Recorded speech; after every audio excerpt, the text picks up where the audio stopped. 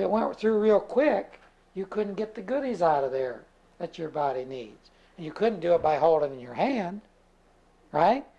How'd you like, what would you ever think? I like to always imagine the way our Creator could have done things. Makes me appreciate that I wasn't in charge. But what if your stomach was up in your mouth? Up there with your teeth and everything. Instead of down here.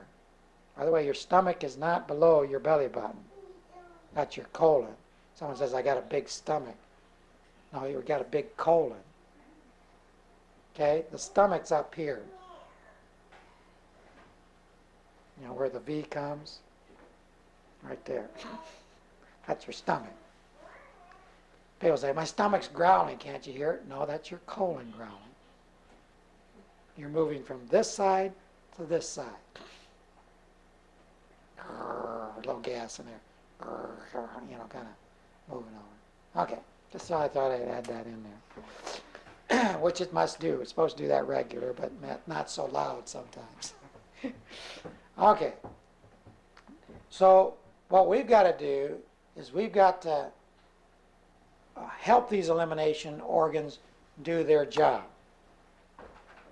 What we'll probably pick up a little bit more, you might need to pick up a little bit more in this another seminar, so I don't think we're going to be able to get into detail on some of these things, but I want to give you an overall view, hopefully with the idea of motivating you to make some decisions, to do some cleaning out of these obstructions, and to make adjustments in your lifestyle that will stop putting these obstructions into your body, the added obstructions. But the kidney and the bowel is the way we get most of these obstructions out. And when they can't get out, they have to be stored someplace. That's what gets us into trouble, because it interferes with the circulation of the blood then. As long as the body can get it out, you know, some people can eat like crazy, and their obstruction, we say, they got a strong gut that they can eat nails and it goes right through. You ever hear people talk about that? And other people, boy, I just eat anything I eat just sitting there. Blah. You know, just looking at the food, it's sitting there before I even eat it, you know. Some people are that way. Some people just goes right on through, and it's doing it. It's going right on through. They're getting nothing from it, but they can eat anything. And we envy them people, right? Boy, I wish I could just eat anything I wanted and just went right through. Mine just sits right here every time. I can feel it the next day. It's right there. That's what some people say. So either way, you can be getting deficient one way or getting obstruction another way. The person that's just going right through, he's not getting any nutrition from what he's putting through. So he's not getting any obstructions, but he's not getting any nutrition either. So you just got one problem instead of another. That's not still not helping the body do its thing the way it's supposed to be able to do it, okay? So when it can't get it out, it has to store it. So the way we get it out is through the kidney and the bowels. That's the first place we've got to work on. But let's talk about now what we need to do excuse me, to stop these obstructions from coming in. Number one, we need to avoid salts in our diet. Your body makes its own inorganic salts. You'll hear people say, we need some salt in our diet, don't we? No, you do not need salts, inorganic salts in your diet. Now, if you believe you evolved out of the sea by spontaneous generation instead of the creation story of creation, then you evolved out of the sea, and then your blood is like seawater. So you need that salt. In fact, that's why a lot of health food stores have sea salt in a lot of their products. See, there's a lot of biochemists out there. Abiochemists is what they are. Believe in biogenesis, abiogenesis people. And they believe they have the philosophy of life that it came spontaneously through evolution. And so a lot of people that are in nutrition believe that way. And they're the ones that believe that we need to have salts in our diet. And there's no foundation for that, because this body can't live on salt. We should avoid all salts, not put any No kind of salts. sea salt or any kind. No. And the reason is because it's not a food. We only put food into our bodies. We want to qualify what food is real quickly. Food is something that comes from a seed, S-E-E-D, not C, S-E-A. Okay? Our Creator, when He made things, He made everything after its own kind. That's one thing man can't make, is seed. He's never been able to make a seed in the laboratory, put it in the ground and sprout and give a 100-fold increase. If you know of anybody that's done that, can't do it. So you read first chapters of Genesis and it'll tell you what's supposed to be our food. Seeds, fruits, and the seeds thereof shall be your food. All right? So anything that comes from a seed is our food. Then we want to make sure that the seed is not cooked too much. Because when you cook a seed over 120 degrees, then it's dead. You destroyed the life in the seed. So that's just a little bit above the boiling temperature of water. Then you don't want to process that seed by taking something out. You're saying, Creator, you didn't do a good enough job here. You put something into this food that shouldn't be in there, so I'm going to take it out because you made a mistake. So this white flour is what we should eat. Bread made from white flour, because that bran and wheat germ, we don't need that. We'll give that to the cows. So when you eat white bread, you're eating a processed seed, where they've taken something out of the seed and you're left with nothing, really. Because they've taken out what the Creator put in that seed that your body needs in order to be healthy. And then when you add something to it to preserve it, then you're also altering and making it difficult for the body to handle, impossible for the body to handle. And this is where we're in trouble. We're adding preservatives. There's 78 different kinds of salts that they're adding to our foods. And then when you eat them, you're getting that extra salt. Not only is that salt interfering with your foods being digested and assimilated, that's why they put it in as a preservative, to keep it from breaking down, so that it has more of a shelf life. So it's preserved. If it's preserved on the shelf and in the can, then it's preserved in your body too. Think of the amount of pounds of preserved food that you have in your colon. Don't go to sleep with it, thinking about it, but just think about how many cans of stuff you ate that's preserved. Aren't you glad most of it got out? But see, if it's preserved, then you can't assimilate it.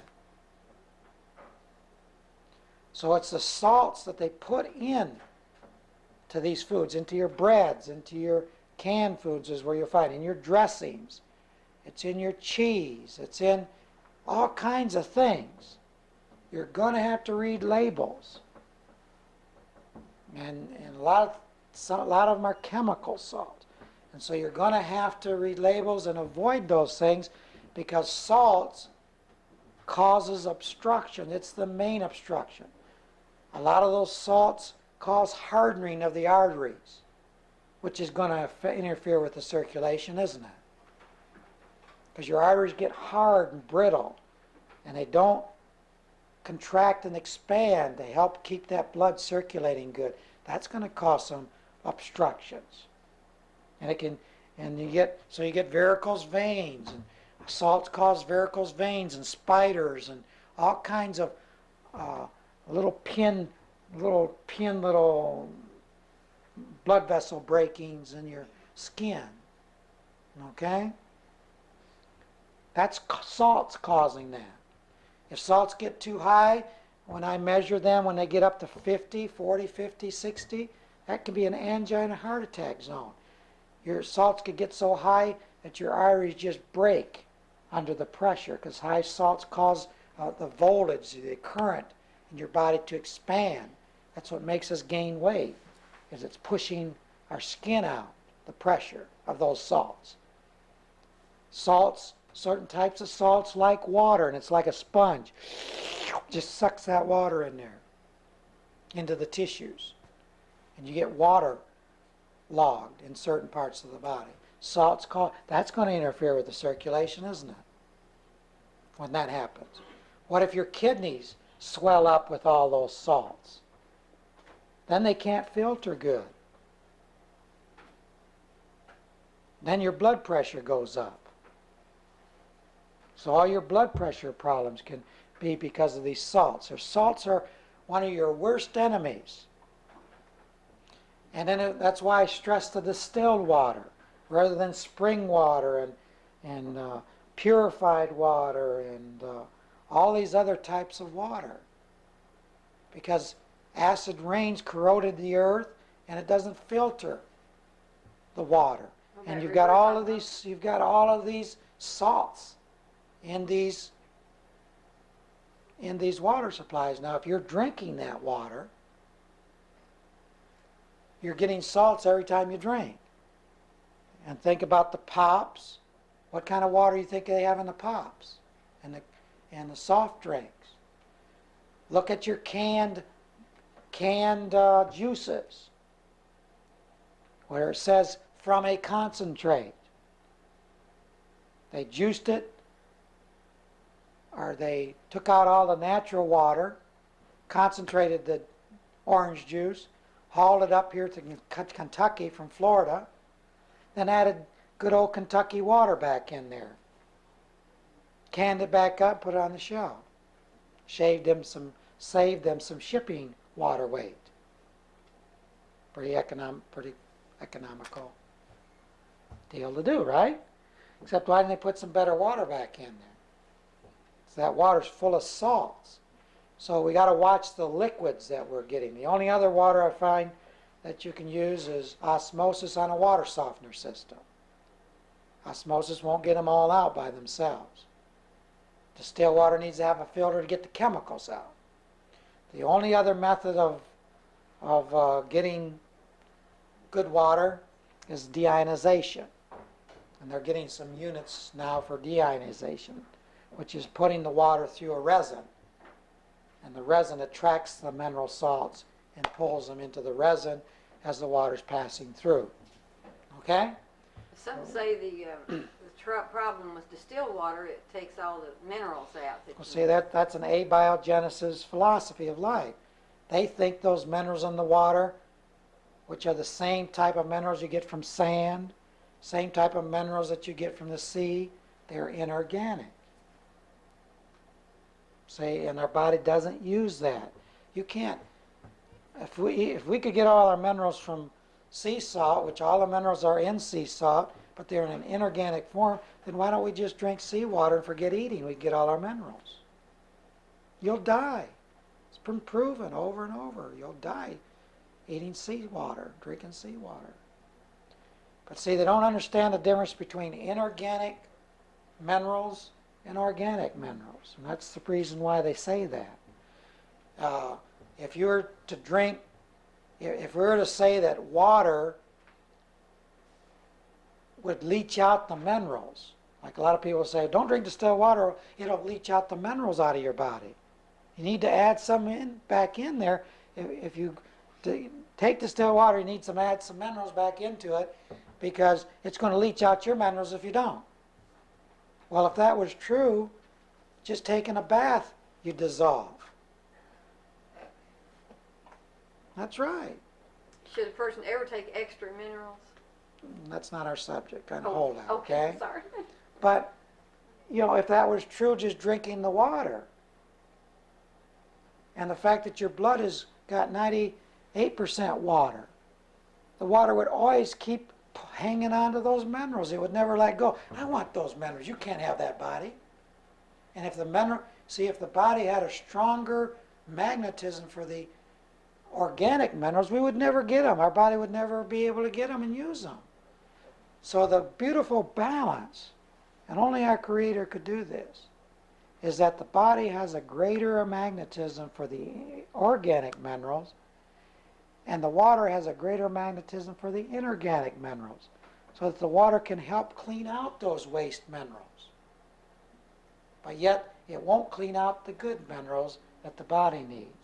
See, that's the balance there. If we didn't have that, there'd be no way we could sort things out, okay? So that's why we need good water, and we drink water for cleaning purposes, and we drink good water to help get these obstructions out, but we also need this water because it has oxygen and hydrogen that the body needs. So it needs that as nutrition, but we're not talking about nutrition per se tonight, but that's the nutrition that it gets out of the water. But if you have all those salts in there, it ties up the oxygen.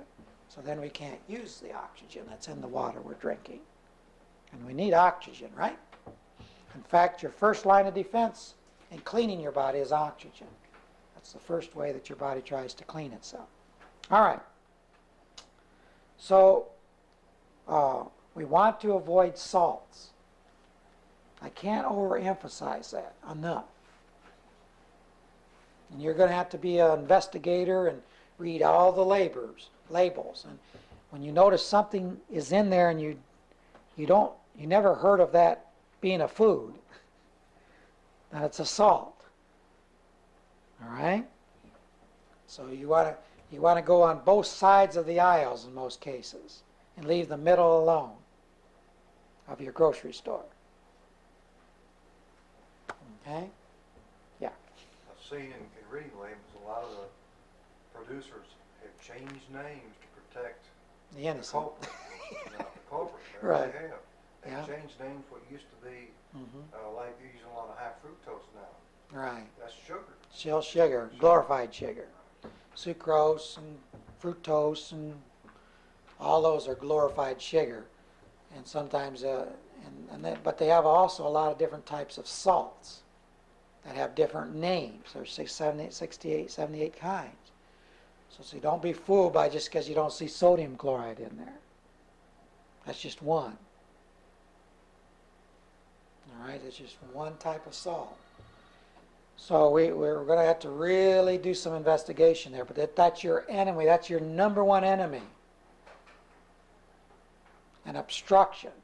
And it interferes with the circulation of blood faster than that. It's the main reason, high salts is the main reason why you're nearsighted. Farsighted. Can't see near. I don't know why they got it that way. Or you can't read close up because of too much salt. Sometimes you'll notice that if you're not wearing glasses yet. Sometimes it's hard to read. Other times you can read okay. It depends on how much salt you get. It took me 40 years to do it. Yeah, right. Takes a lot of years. But see, salt swells. Doesn't let things contract like they should. All right?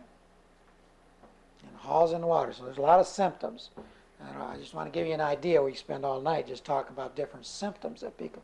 But I want you to get across tonight that salt is an enemy. It's a poison to your body. People, they put it into the foods, not just to preserve the foods, because they wouldn't have to put near the amount they put in the foods. That's why they have low sodium foods now.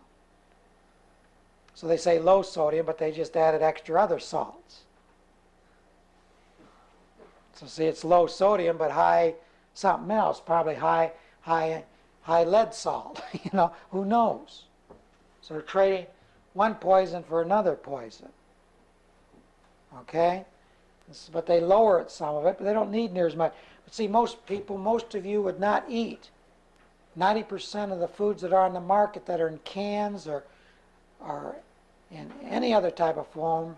A lot of these frozen dinners and stuff, you wouldn't eat them. You wouldn't like them if it wasn't for the salt and they're stimulating. So they put salt and sugar in there to stimulate your glands to make you think you're getting energy out of the foods. They're dead. They've taken out the nutrition, they've cooked it out and destroyed it that way, and they preserved it. And then you heat it up, and all you got is warmed up death that's been preserved. and it's an obstruction. You got nothing for your money. It's taking a lot of energy to clean it out, and a lot of it can't get out quick enough, so it's having to be stored. And then it gets into the blood, and the blood gets circulation gets interfered with, gets slowed down. Some places gets really slowed down, and these obstructions get stored there, and you begin to have these symptoms of weakness, sickness, and disease start showing up. Just a matter of time. I have a question, but I'm not really sure how I want to phrase it. We're talking about salts. How can a person who consumes so much salt, so very much, I mean, I cannot tell you the amount, and yet their sodium chloride level will be so ultra low that it almost causes death?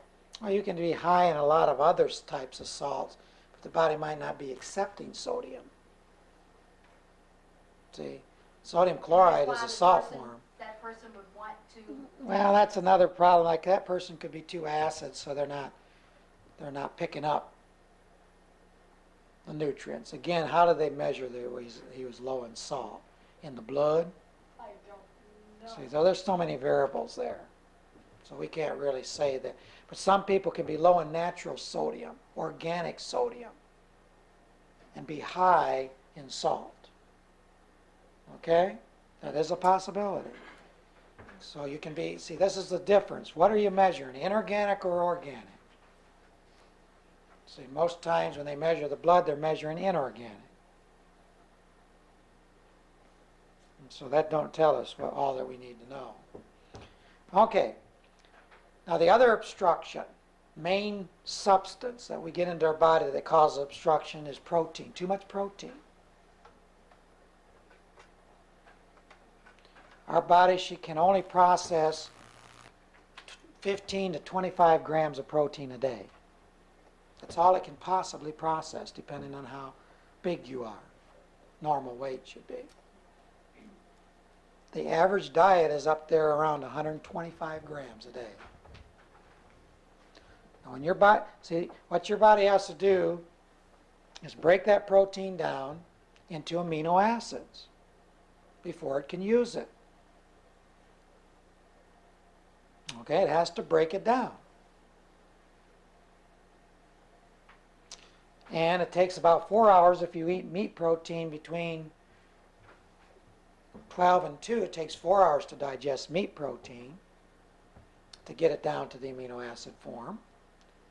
If you eat it between 5 and 6 to 7, it takes about 8 hours. If you eat meat after 7, it takes about 10 hours to break it down into the amino acids. So you're working on it all night. So in most cases, you don't ever get it broken down into the amino acids. All right? So anything over 25 grams, 15, 25 grams of protein, is not going to break down, period, to amino acids. What it's going to form, it's going to go into the body as undigested protein or uric acid. What can too much uric acid cause? Gout. Gout. Anybody have ever had gout, it hurts. So that uric acid gets so high. All right? So when you're eating too much protein, that uric acid, that excess uric acid, undigested protein, gets into your system and makes you too acid. Amino acid. Did you ever hear of anybody taking amino acids? Amino acid. Too much acid. Blood's got to stay alkaline. Who's going to keep that extra acid?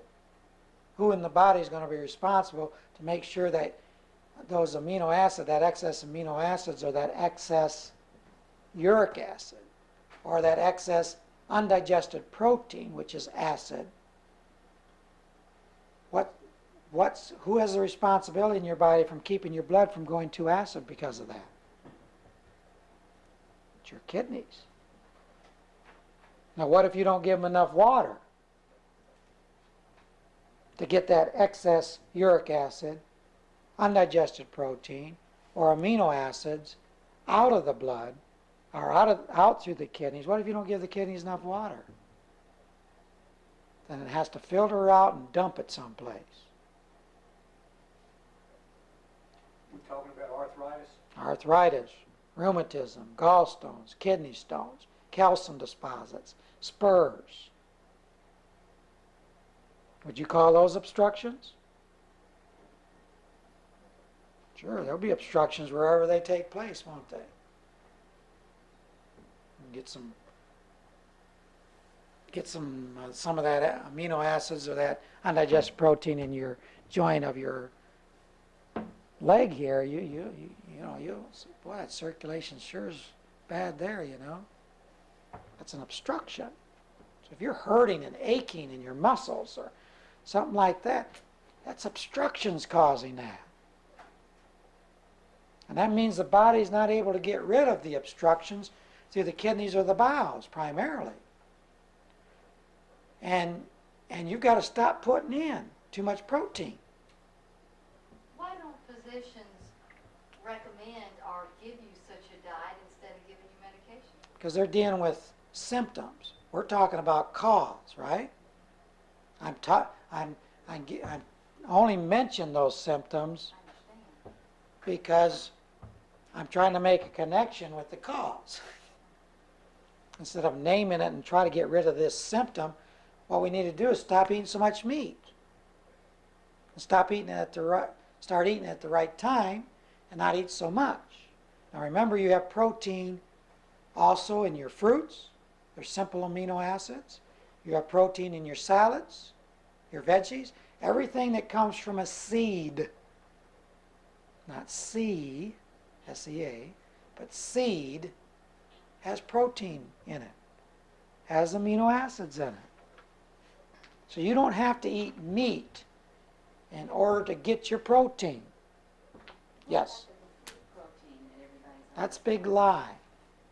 There's no such thing as a complete protein, or the need of a complete protein. Your body can take one amino acid and make any of the others that it needs to from that one amino acid, if it's running right. And that's why you've heard a lot of doctors trying to get them to change and take meats and milk products off the essential food list. Or are they getting a bunch of flack? But there is no evidence. Everything's contrary to those being essential. They're just not essential. Call them up and ask them. Ask the meat people. Ask all of the milk. Where's your evidence? Where's your study to show that these are essential for these bodies, for the body, that we need them? You won't find it. Are you saying it'd be better not to eat any meat or milk? No milk products or meat? Well, I'm saying that we don't need to get our protein from there. Doesn't mean we can't, because meat does come from a seed, right? They reproduce after their own kind. But if you are, you should eat it between the hours of Right. 12 and You 10. want to eat your meats, right? You want to make sure there's no fat in your meats, or you won't digest it. You'll turn to undigested protein and uric acid if there's fat in it. You don't want to get them with steroids. They use a lot of steroids to fatten them up. Steroids are very harmful to the system, because that overload your kidneys, and then you're adding, when you eat steroid meats, whether it's pork, beef, chickens, and